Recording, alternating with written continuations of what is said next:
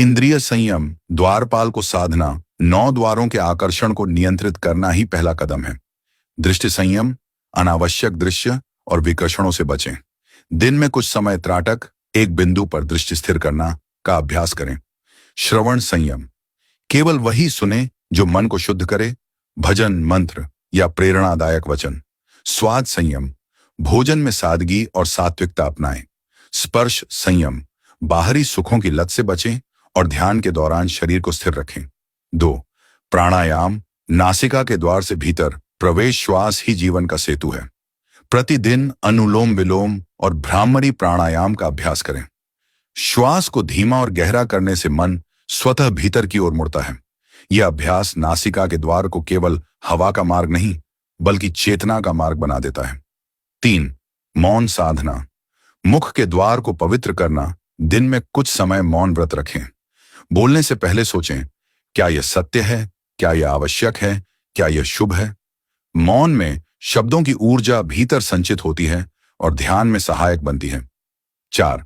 ब्रह्मचर्य, सृजन ऊर्जा का रूपांतरण। यह केवल शारीरिक संयम नहीं, बल्कि ऊर्जा को उच्चतर कार्यों में लगाना है। ध्यान, जप और सेवा में इस ऊर्जा को प्रवाहित करें। योग में कहा गया है, वीर्य ही ओजस है और ओजस ही तेज है। 5. ध्यान, 10वें द्वार की ओर यात्रा। प्रतिदिन सिर के शीर्ष सहस्रार पर ध्यान केंद्रित करें।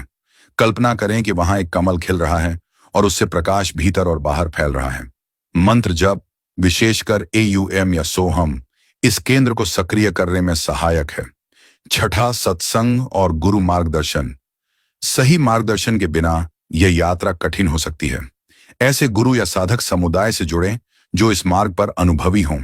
सत्संग मन को बार बार याद दिलाता है कि लक्ष्य संसार नहीं, बल्कि मुक्ति है।